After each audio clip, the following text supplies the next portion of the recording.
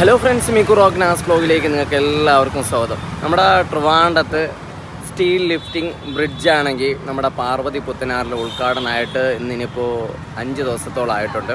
അപ്പോൾ അവിടുത്തെ വിശേഷങ്ങൾ ഇന്നത്തെ വീഡിയോ കൂടി ഞാൻ പങ്കുവയ്ക്കുന്നു. അപ്പോൾ നമുക്ക് വീഡിയോയിലേക്ക് കിടക്കാം. കരിക്കകം ശ്രീ ചാമുണ്ഡി ക്ഷേത്രം ട്രസ്റ്റ് പിണറായി വിജയൻ്റെ ഒരു വലിയ ഒരു കട്ടൗട്ടും ഉണ്ട്. അതോടൊപ്പം തന്നെ കടകംപള്ളി സുരേന്ദ്രൻ എംഎൽഎയുടെ വലിയൊരു കട്ടൗട്ട്. അതിൻ്റെ തൊട്ടടുത്തായിട്ട് ഒരു ജനറേറ്ററുണ്ട്. ഈ ജനറേറ്ററിൻ്റെ തൊട്ടടുത്തായിട്ടാണെങ്കിൽ ഒരു ഓഫീസുണ്ട്. അപ്പോൾ കരിക്കകത്ത് 2.8 കോടി രൂപ ചെലവിൽ 4.5 മീറ്റർ വീതിയിൽ ബോട്ടുകൾ വരുമ്പോൾ ഉയർത്താൻ കഴിയുന്ന ബ്രിഡ്ജ് എന്നുള്ളതാണ് ഇവിടുത്തെ ഏറ്റവും വലിയൊരു പ്രത്യേകത. അപ്പോൾ ഇതാണ് നമ്മുടെ കരിക്കകത്തെ ആ ഒരു 2.8 കോടി രൂപയെന്ന് പറഞ്ഞിട്ടുണ്ടെങ്കിലും ഏകദേശം 3 കോടിയോളം ചിലവായിട്ടുണ്ട്. 4.5 മീറ്ററാണ് ഇതിൻ്റെ വീതി എന്ന് പറയുന്നത്. ആക്ച്വലി ഈ ഒരു ആറ്റിൽ കൂടെ ആണെങ്കിൽ വലിയ വലിയ ബോട്ടുകളോ വള്ളങ്ങളോ അങ്ങനെ എന്തെങ്കിലുമൊക്കെ സംഭവം പോകുന്ന സമയത്ത് ഈ ഒരു ബ്രിഡ്ജാണെങ്കിൽ ബ്രിഡ്ജിനെ ലിഫ്റ്റ് ചെയ്യാൻ വേണ്ടിയിട്ട് ട്രെയിനിൽ സംഭവം തൂക്കിയിട്ടിട്ടുണ്ട്. അപ്പോൾ അതിന് വേണ്ടിയുള്ള ഇലക്ട്രിസിറ്റിയാണ് നമ്മൾ ആദ്യം കണ്ടത്. ഓക്കെ, അപ്പോൾ ഇവിടെയാണ് ഇതൊക്കെ ഉണ്ടോ ആറൊക്കെയാണെങ്കിൽ അതിന് വേണ്ടിയാണ് ഉദ്ഘാടനത്തോടനുബന്ധിച്ച് ആറൊക്കെയാണെങ്കിൽ വൃത്തിയാക്കി ഇട്ടിട്ടുണ്ട്. Steel lifting bridge Karikkakam Kerala electrical allied engineering co private limited. കാറൊക്കെ വരുന്നത് കണ്ടല്ലോ, സൂപ്പറായിട്ടുണ്ടല്ലേ. ഇനി ഇത് അടുത്ത കാർ ഇതാ പോകുന്നുണ്ട്. വളരെ സ്മൂത്തായിട്ട് തന്നെ നമുക്ക് പോവാം. അപ്പോൾ ഇതിൻ്റെ സ്റ്റാർട്ടിങ് ഒക്കെ നോക്കിക്കഴിഞ്ഞാൽ ഈ ഒരു ഭാഗം ഇത്രയും ഭാഗം വന്നിട്ട് അതുപോലെ ഇങ്ങനെ പൊങ്ങി അങ്ങ് പോകും. പക്ഷേ ഇതിലേക്കൂടെ ആണെങ്കിൽ വലിയ സൈസ് വള്ളമോ അങ്ങനെ എന്തെങ്കിലുമൊക്കെ പോയാൽ മാത്രമേ ഉള്ളൂ.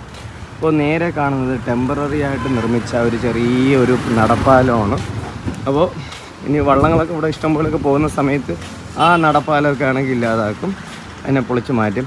അപ്പോൾ ഉദ്ഘാടനത്തോടനുബന്ധിച്ചായിരുന്നു, ഉദ്ഘാടനം കഴിഞ്ഞ് ഓൾറെഡി ഉദ്ഘാടനത്തോടനുബന്ധിച്ചിട്ടായിരുന്നു നമ്മുടെ ഈ പാർവതി പുത്തനാർ കണ്ണീര് പോലത്തെ വെള്ളം ഇപ്പോൾ കരിയോയിൽ പോലത്തെ വെള്ളം പോലെ. ഇപ്പോൾ വാഹനങ്ങളൊക്കെ നമുക്ക് പോകുന്നത് ഇപ്പോൾ കാണാൻ വേണ്ടി പറ്റും. കേസ് ഒരു വലിയൊരു ബസ് വരുന്നുണ്ട്, ഇതിലേക്കൂടെ പോകില്ല എന്നുള്ള കേസ് അറിഞ്ഞുകൂടാ. എന്നാലും നമ്മൾ ഈ ഒരു ലിഫ്റ്റ് ബ്രിഡ്ജിൻ്റെ താഴത്ത് പോയിട്ട് ജസ്റ്റ് ഒന്ന് പോയി നോക്കാം.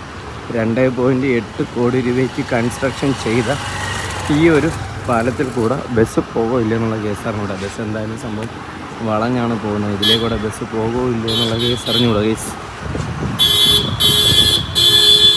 പോകാൻ വഴിയില്ല, കാർ ഇതാ സ്ട്രൈറ്റ് ആയിട്ട് പോകുന്നില്ല, ബസ് വളഞ്ഞു പോകുന്നു എന്നാണ് തോന്നുന്നത്. ബസ് ഇതിലേക്കൂടെ പോകോ ഇല്ല എന്നുള്ള കേസ് അറിഞ്ഞൂടാ. കേസ് എന്തായാലും നമ്മുടെ ഈ ഒരു ലിഫ്റ്റ് ബ്രിഡ്ജിൻ്റെ ഈ ഒരു സൈഡൊക്കെ നമുക്ക് നോക്കി കഴിഞ്ഞാൽ ഈ ഒരു സൈഡൊക്കെ ആണെങ്കിൽ ഫുള്ളും വൃത്തിയാക്കി വെച്ചിട്ടുണ്ട്. ഇതിലേക്കൂടെ വെള്ളം പോകുന്ന സമയത്താണ് ആക്ച്വലി ഈ ഒരു ബ്രിഡ്ജാണെങ്കിൽ ആക്ച്വലി ഇങ്ങനെ ലിഫ്റ്റ് ആവുന്നത്.